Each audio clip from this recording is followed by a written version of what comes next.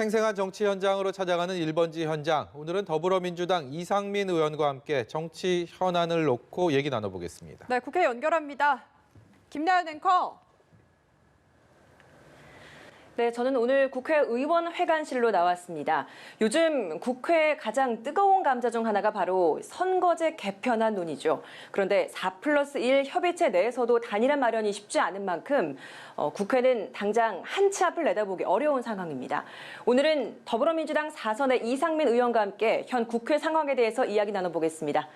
의원님 안녕하세요. 네, 안녕하세요. 네, 저희가 원래는 로텐더홀에서 좀 이렇게 인터뷰를 진행할까 했는데 지금 국회 상황이 참 굉장히 좀 시끄럽습니다. 오늘 보수단체 지지자들 굉장히 많은 인원이 국회를 지금 거의 뭐 점거하다시피 하고 있는 이런 상황이거든요. 현 상황에 대해서 좀 어떻게 보고 계십니까? 저는 처음 봤습니다. 그 국회 본청에 진입을 시도하려고 수백 명이 지금 있고 지금 오전부터 지금까지도 지금 아주 뭐 보통 소란을 피우고 있는 게 아니거든요. 이런 경우는 처음 봤고 앞으로 뭐 계속 거기서 집회를 하겠다라고 하는데 참으로 그 국회의원 한 사람으로서 국민들께 좀 송구스럽기도 하고 좀 개탄스럽기도 하고 특히 그 황교안 자유한국당 대표가 그 국회 본청을 진입하려고 했던 그 시위이자 그 군중들에게 치하에 발언을 했다는데 그게 치하할 일인가요? 가서 말리고 돌려보내야 될 일이죠. 그런데도 불구하고 어쨌든 제1야당의 당대표가 오히려 그런 소란을 부추기는 행태는 참으로 넘어서야 될 부분이라 생각합니다. 앞서서 이제 좀 국회의원 한 사람으로서 굉장히 송구하다라는 말씀을 하셨어요. 그 이유가 있을 것 같습니다. 그러니까 이렇게 그 어렵게 얽히고 설켜 있는 문제를 국회에서 머리를 맞대고 어떻게든 해결을 해야 되는데 오히려 해결을 못하고 갈등을 증폭시키고 여론을 이견을 수렴하지 못하고 오히려 확대 재생산하고 있다 정치권이 이런 점에서 지금 정치권 또 국회가 제 역할을 못하고 있고 오히려 지금 해로운 행위, 유해로운 행위만 하고 있다는 점에서는 국민들 뵙기가 송구스럽죠. 선거제 개편안 논의와 관련해서 민주당은 일단 4+1 협의체 내에서 단일안을 마련하겠다라고 했는데 잘 되고 있지 않은 것 같거든요. 4+1 협의체와 이인영 원내대표도 계속해서 뭐 원점에서 재협상을 시도를 하겠다라는 이야기는 하고 있는데 공조 지금 어떻게 진행되고 있는 겁니까? 저는 그 4+1 그 공조체제 자유한국당을 뺀 나머지 뜻을 갖지 않은 그 민주당과 나머지 야당 들과의 공조체제의 뜻은 국민들이 말하는 개혁 입법과제를 하겠다.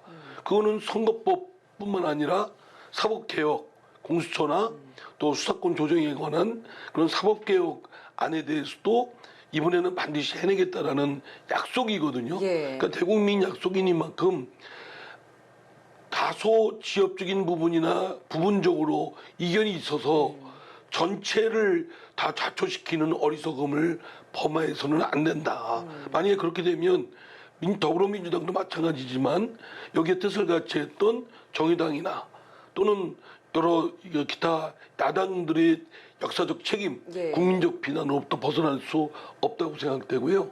그런 차원에서 그런 엄연한 엄중한 현실을 인식한다면 저는 4+1 체제, 공조체제는 견고하게 해낼 것이다 라고 생각됩니다. 물론 자유한국당도 이 협상의 틀에 들어와서 자유한국당의 입장을 빨리 설파하고 100% 자신들이 원하는 바는 아니다 할지라도 타협의 묘미를 살리는 그런 것이 필요하다고 생각됩니다. 근데 지금 정의당 심상정 대표가 하던 이야기를 보면 민주당이 대기업, 중소기업에 대해서 단가를 후려치듯 협상을 하고 있다. 이런 발언을 했거든요. 굉장히 지금 민주당에 좀 불만이 많은 듯한 표현인데 어떻게 들으셨습니까? 물론 그 정의당 입장에서는 더 욕심내고 싶은 부분이 있겠죠.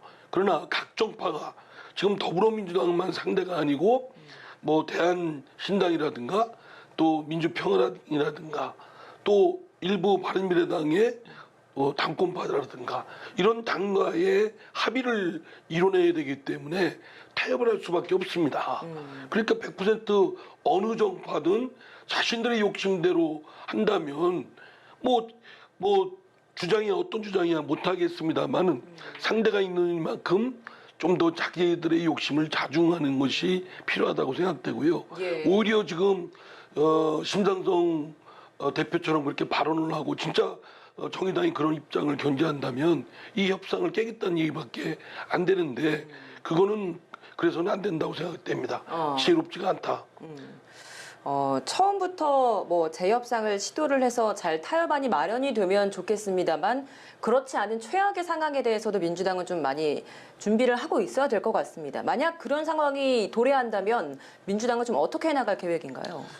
궁극적으로 만약에 그 수정안, 그 4+1 체제에서 패스트트랙에 올라가 있는 선거제도나 또는 뭐 사법개혁안에 대한 수정안이 마련되면 그걸 제출하겠습니다만 예. 제출하지 못하면 당초에 지금 패스트트랙에 올라가 있는 안을 가지고 국회법상 가부간에 결론을 내야죠. 이거 마냥 이렇게 소모적인 논쟁이나 사회적 소모적 그런 소용돌이 속에 그냥 내버려 둘 수는 없다고 생각됩니다.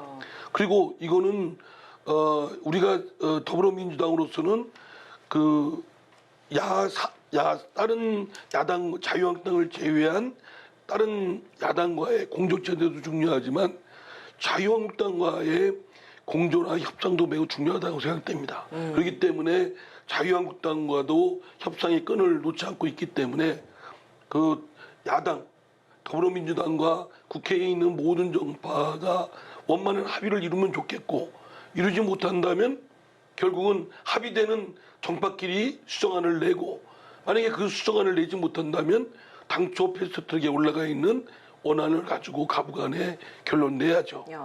이인영 원내대표가 오늘 늦더라도 바른 길을 가겠다라고 했거든요. 근데 사실 17일부터 이제 예비 후보 등록인지라 원래 오늘 본회의를 열 것이다라고 많이들 기대를 했었는데 오늘 본회의 일정이 지금 잡히지 않은 상황이거든요.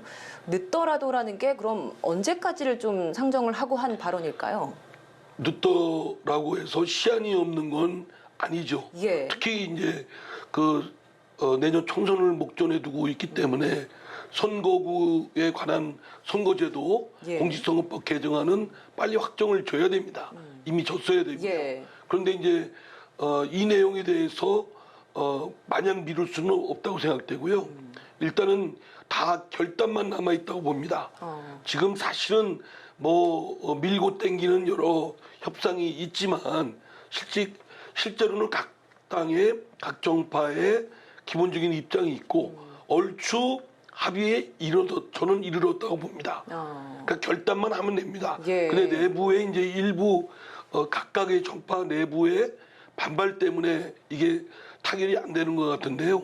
저는 실제로 자유한국당조차도 어느 정도는 양해 또는 묵인 이 정도까지 이르렀지 않았을까라고 생각됩니다. 근데 지금 자유한국당 원내 지도부 내에서 하는 발언을 보면 원안 그대로 표결에 붙이자 그리고 무기명 투표를 하자 뭐 이런 이야기까지 나오고 있는 상황이거든요. 근데 이런 이야기와 같이 좀 맞물려서 들렸던 이야기 중 하나가 오늘 이인영 원내대표 발언 중에서 패스트트랙에 올린 원안의 정신과 원칙을 다시 돌아가기로 했다.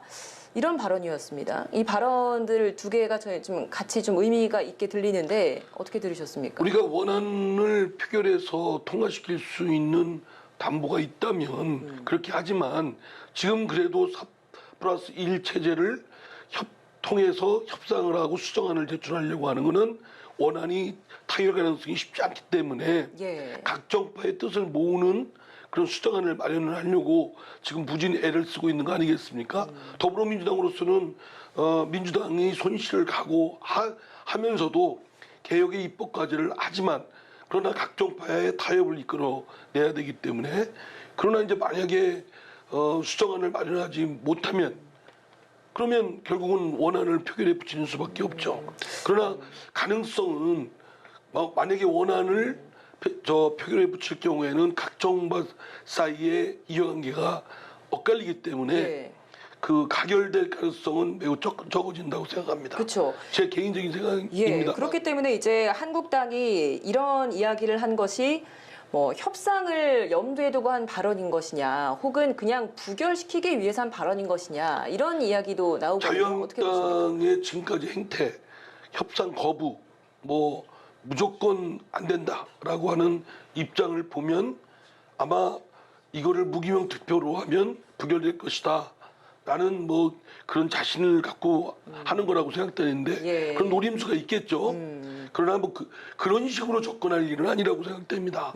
국민적 또는 국민이 원하시는 개혁 입법 과제를 하는데 자유한국당으로서 어떤 역할을 할 것인가라는 점을 고민을 해야지 무조건 더불어민주당 또는 개혁 입법 과제는 막아내야 되겠다.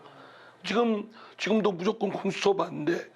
다음에 연동형 선거제도 반대 이렇게만 부르짖고 있거든요. 그거는 결코 바람직하지 않은 자세다.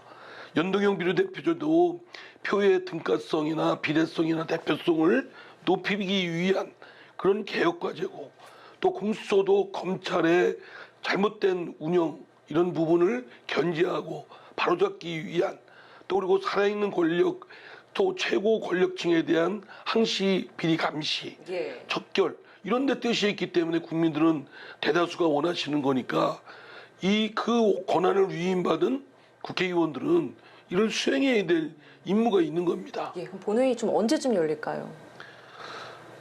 문희상 의장께서도 사실은 마냥 미룰 수 없다고 봅니다. 사실은 여야 협상해서 합의를 해놔라. 뭐 이렇게 뭐 물론 그런 입장을 일정 부분 견제하는 건 좋지만 그렇다고 마냥 미룰 수 있는 건 아니라고 생각되고요. 예. 의장께서도 결단을 내려서 예. 가부간의 이런 소모적인 확대 재생산을 막고 종식을 시켜야 된다라고 저는 생각합니다. 네, 문희상 국회의장의 좀 결단이 필요하다라는 예. 말씀이신 것 같습니다. 네, 주제를 좀 바꿔보도록 하겠습니다. 민주당 검찰 공정수사촉구 특별위원회가 꾸려졌는데 거기 지금 위원으로 활동하고 네. 계신 걸로 알고 있습니다. 오늘 조국 전 장관이 감찰 무마 의혹과 관련해서 검찰 출석해서 조사를 받았습니다. 현재 검찰 수사 상황에 대해서는 어떻게 보고 계십니까? 글쎄요, 뭐 수사가 대체로 공적으로 공개적 브리핑을 하는 게 없고 그냥 흘러나오는 얘기들만 무성하니까 예. 사실이 안 된 상태에서는 확인이 안 된 상태에서 제가 뭐라고 코멘트하기엔 그렇고요. 좀 수사의 과정을 지켜봐야죠. 다만 예. 그 헌법과 형사소송법에 정한 수사 원칙, 비례성의 원칙, 과잉 금지 원칙, 그다음에 필요 최소한도의 그런 법리에 따라서 예. 철저한 증거 중심으로 해야 된다라고 생각됩니다. 지금 검찰 공정수사 촉구 특위에서는 그러면 지금 어떤 지금 움직임을 하고 있는 건가요? 뭐 오늘도 회의를 했습니다만 예. 저희들이 검찰이 수사, 뭐 검찰 수사뿐만 아니라 경찰 수사도 어느 편에 치우치지 않고 불평부당하게 공정하게 그리고 관련된 당사자들이 승복감이 들게끔 그리고 공정성에 의심이 들 만한 조만한 그런 의심의 빌미가 없게끔 촉구하고 또 저희들은 정치적으로 그런 주장을 해서 예. 검찰이 검찰권의 행사를 또 수사를 잘 하기를 견지하는 그런 입장입니다. 예, 알겠습니다. 마지막으로 청와대와 검찰의 움직임이 서로 굉장히 좀 입장 표명을 하면서 매일같이 좀 대립이 심해지고 있는 것 같습니다. 최근에 뭐 사실 무근이다라는 청와대 입장 발표가 있었는데 여기에 대해서 또 검찰 관계자가 수사를 보면 알게 될 것이다 라는 수사 결과를 보면 알게 될 것이다 라는 표현을 하면서 또다시 입장을 밝히고 있는 상황이었거든요. 그런 자세를 보면서 국민들은 예. 개탄스럽게 생각하지 않겠습니까? 청와대도 좀 자중해야 된다고 생각되고요. 그러니까 어떤 현안이 있을 때마다 그때마다 그 중요도에 따라서 반응을 보여야지 일일이 검찰의 수사 행태에 대해서 청와대가 직접 나서서 코멘트 하는 것은 적절치 않다라는 예. 생각이고요. 그렇다고 해서 마치 검찰이 청와대에 대해서 대들면 그 영웅이다.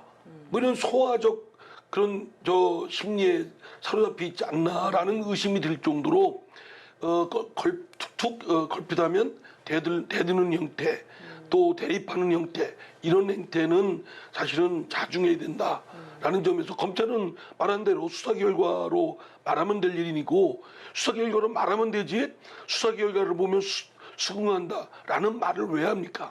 그래서 알겠습니다. 쓸데없는 얘기를 공적 기관이 하는 점에서 좀 더 자중이 필요하다. 국민을 좀 어려워할 줄 알아야 된다라고 생각합니다. 예, 알겠습니다. 오늘 말씀 여기서 마무리 짓겠습니다. 고맙습니다. 네, 감사합니다. 네, 지금까지 더불어민주당 이상민 의원과 함께했습니다. 1번지 현장이었습니다.